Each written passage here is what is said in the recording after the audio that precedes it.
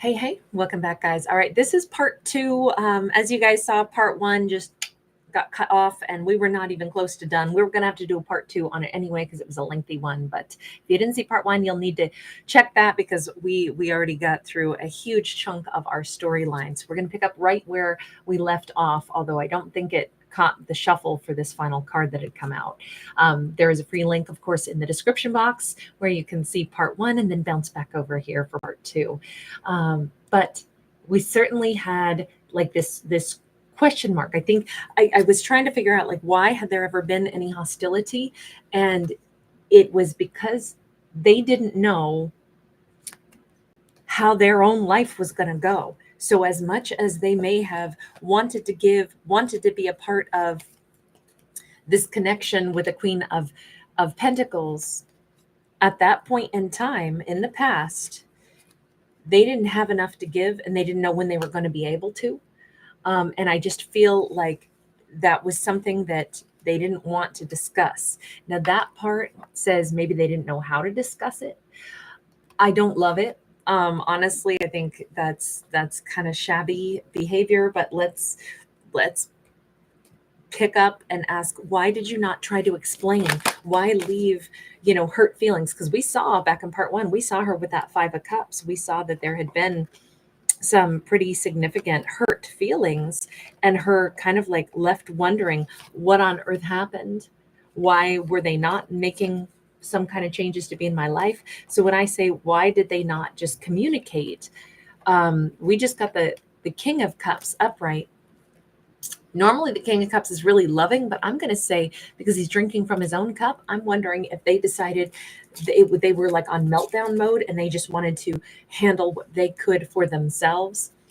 Six of Swords sideways. They decided it was better or easier somehow to not deal with anybody at that point in time, not deal with the person that they now want to give this huge offer to, the person that they want to have this happiness with, but rather they were too rattled trying to deal with two situations, trying to deal with the frustration of not actually being free to pursue the romance that they wanted. So I think they decided to just take care of what they could, which is to retreat, withdraw, and only deal with their own energy flow. Pull back, pull away from that divine feminine, that Queen of Pentacles, and just, since they didn't know when they were going to be able to be done dealing with, we saw a soulmate that they owed some kind of loyalty to, and it could have been someone who was, in a wounded energy, but it was definitely a soulmate, someone that they felt they still needed to be there for, so they were not free to pursue something with the Queen of Pentacles. But I think this is a really, getting hostile with the Queen of Pentacles because they didn't know what to say. I mean, they obviously didn't try to say the truth, I don't think. Or did they? Did you try to explain to the Queen of Pentacles what was your set of circumstances? In a tiny way. They never gave the full explanation. They gave a little teeny bit of, look, I'm sorry, I just don't know that I can do this right now. I have other things. And it could have even been that the Queen of Pentacles was like, this doesn't really make sense. Let me scrutinize. And they were like, whoa, no scrutiny. Can't do scrutiny. That's too scary. That's too much. I can't handle scrutiny. I definitely feel like they shut down in a really big way. Ten of Swords in the reverse. They did. And it also left a very painful non-ending. Okay, so we started out though with this storyline being quite wonderful, right? The energy of a lot of shared energy, a lot of happiness, a lot of opportunity to give, a lot of opportunity for like, here, I want to offer this. I want to offer my full cup of love. I want to give all of this that I did not give before. Now is the time for, relationship. Now I can give to you. How are you going to handle that, character? How are you going to handle that? Trying to give the offer that you didn't give before. Fool in the reverse, Three of Wands sideways. Well, they're not going to give that all at once. They're not taking a leap, and they're not even necessarily doing it right now. They're just in the headspace that I can do this now. And that might be primarily what this is about. Like, oh my God, I can finally do this. So what's with the not sure about exactly when to try to offer? Eight of Swords or some other thing holding him back. What is holding you back? Fear, worry. We got the Nine of Swords, and then we have the Sun, because now this would be his happiness, and now he's faced with the reality of, now that I can make the offer and I really want this, I'm really scared about, what I stand to lose if the answer is no. So we started out so different in this storyline, didn't we? We started out with only this positive clarity I can now give, but then the reality of trying to make this offer to someone that they admittedly did not give clarity to in the past. Now they're freaking out over the reality that I could finally give to them, but I just don't know how it'll go. Actually, I think I'm going to go with this deck instead. So let's just cut to the chase. What action are you taking and when? We got life force energy sideways. They got to build up their courage. They got to get their head around this. Okay, I'm going to do this. I'm going to do this. And they're not there yet. Two of Cups in the reverse. And they might be talking themselves out of this, which is not how the storyline began. Seven of Pentacles and the Fool. No, it's more like they have to face the worst case scenario. What if my person tells me I want nothing to do with you? You know what? It really didn't matter. This connection didn't matter to me after all because, hey, you weren't there. You didn't talk to me. You didn't offer me anything. So forget it. Not interested. They are like, they have to face that worst case scenario. And that's like really hard for them to consider. But remember, they left her in a Five of Cups. Well, they ignored or gave a vague, like, sorry kind of message, and then they just ignored her and left her in the Five of Cups with no real explanation. Now they want to come in and make a significant offer, but they're really quite cowardly about it because they can't handle the idea of them now not being able to get what they want, is what it looks like.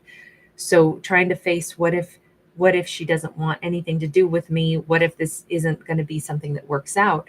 Okay, once I face that, once I think I can handle the rejection and I've worked through it, now I have the courage to take the leap and come forward. So it's basically they have to go through and live through the idea of, what if it's a big fat no, I'm not interested in you? Because for them that would be very devastating, which is ironic only because it seems like somebody who does things that I think that they take more of an easy way for themselves, which, I mean, every character has to do what they're capable of doing, right? But it did look like in the past they withdrew because it was easier for themselves. Let me just do what I need to do for me. Let me, make sure that I feel comfortable because I'm too stressed out right now. So I'm going to dump her with a vague sorry, not really explaining their real situation so that they can go back and give their loyalty. Let me ask, what did you do? Did you give your loyalty to that soulmate? Is that what you did in the past? We have the Strength card sideways. See, I don't even know. It looks like this person gets rattled pretty easy and then gets overwhelmed and then gets fearful. Two of Pentacles. I feel like they went ahead and they gave some kind of support to whatever that soulmate connection was that they still felt they had to. But even then, they were like 1 foot in, 1 foot out. They were really scared of getting stuck too long there. I feel like they were of assistance to that soulmate, but they made sure that they weren't so good at it that soulmate would not become so reliant upon them, because this is like keeping it always a little bit like they wanted to stay a little bit wishy-washy with the person that they felt they needed to give assistance to. So they cut the Queen of Pentacles out of their life completely. They remained in some kind of, assistance role to a soulmate. But even with that soulmate, they were really scared to be of too great of assistance to the soulmate because they didn't want to get stuck there, because they always knew, I think, that they wanted to still try to get with that Queen of Pentacles. Yeah, so they were heartbroken because of basically dumping the Queen of Pentacles. They were heartbroken because they had to give elsewhere out of a sense of duty. But I just feel like they were a mess. Okay. To put it simply, this character was a mess, and they were trying to get their own jittery energy to calm down because nothing was working out in their life the way they wanted it to be.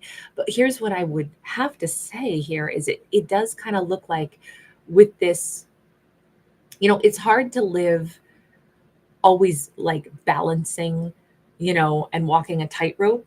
And I feel like that's what this person does, instead of just coming fully clean with, here's this situation that has to be dealt with first.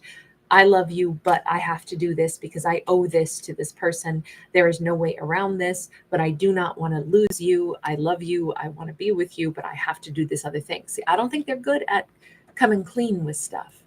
This person gets too scared of the truth. They get overwhelmed, and then they, I think, pull their energy away instead of moving forward, leaning into the truth, owning it, and organizing their life. I think this person was just like overwhelmed.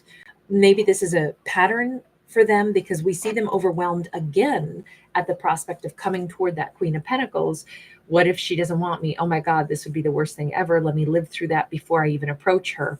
It feels like they consistently have like high stress. That's what I would say. I'm not judging this person or saying that they're bad or anything like that. I'm just saying what we see is somebody who gets really rattled. And I'm wondering if they live under a huge amount of pressure, like all the time.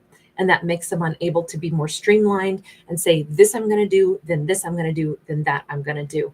It feels like they just try to keep the peace a little too much. And that actually yields more stress. But they are trying to get things organized in their head. So once they get to the point where they say, okay, I'm going to face the idea that what if the Queen of Pentacles won't want me?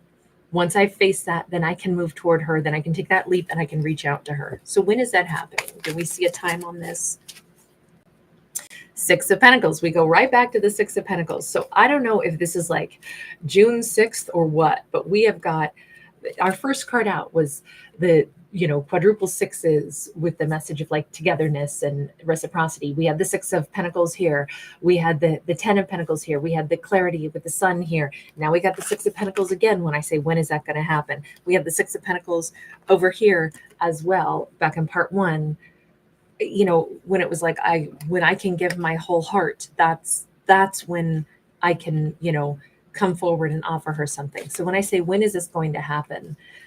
And we keep getting the Six of Pentacles. What does that mean? Three of Pentacles. For a timeline, I mean, it just looks like, and the Sun again. Yeah, it might not be until Leo season. That's what I'm going to land on. I'm going to say Leo season is the time. All right, I'm going to leave that there because my pup still is barking back there. So take care, you guys. I've been so interrupted today.